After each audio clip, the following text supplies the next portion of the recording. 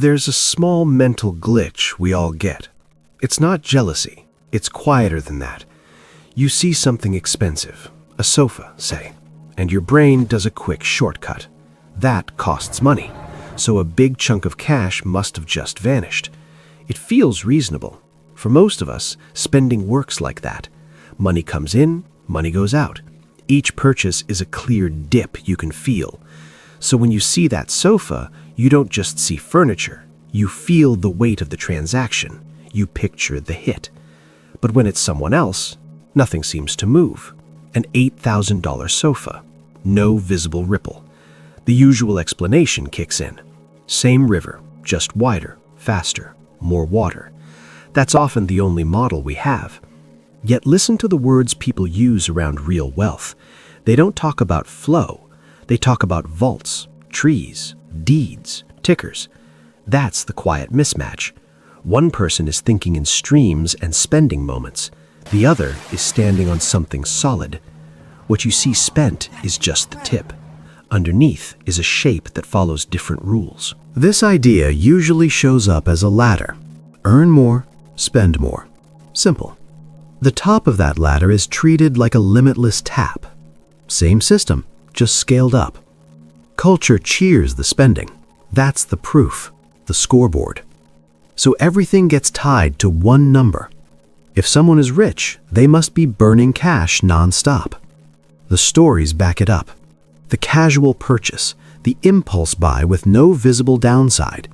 But the end of that ladder is fuzzy, because we look at results, not what made them possible. Here's the part that gets missed. Most serious wealth isn't cash, it's assets. Assets hold value. Sometimes they grow it, but they don't sit in a wallet. To spend them, you have to convert them, and that's slow, messy, expensive. It's not turning on a faucet. It's more like taking apart a castle brick by brick to sell the stone.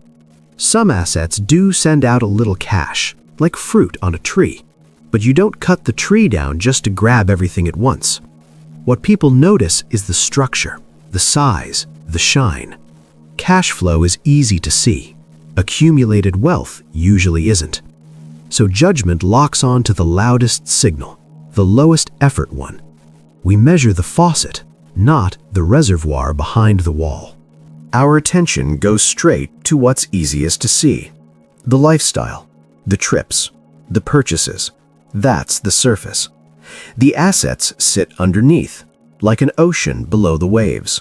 Huge, slow, running on rules the surface never shows. What's visible carries more weight than what's hidden. It always does.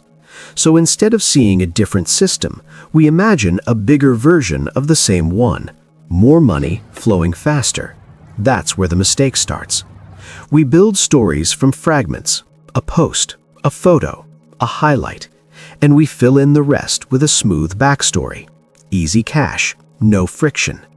Social comparison breaks here. We compare our own full financial reality to someone else's edited output.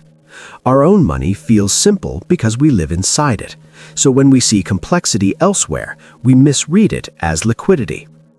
The moments when assets become restrictive, when money is tied up, costly to move, slow to access, those moments don't show up on a feed. So a mental shortcut forms.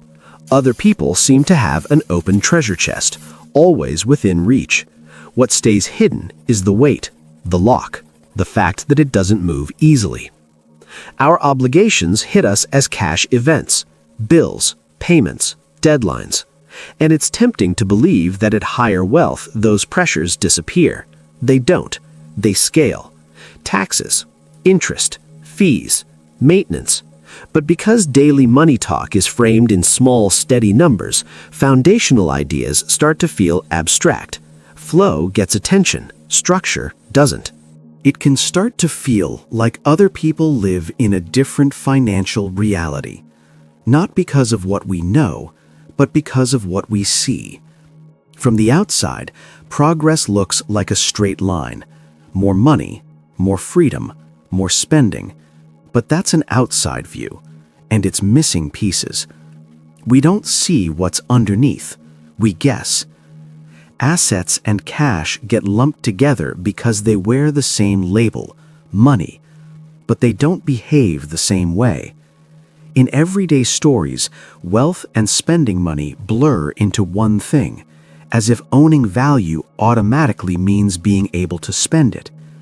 What we notice instead are the results, the artifacts, the visible traces. Those aren't the same as spending power. Different financial systems run on different constraints, and they show themselves differently. So rather than one shared model, there are different architectures we only partially glimpse. Visibility isn't value, and value often stays invisible. What's easy to see can matter very little.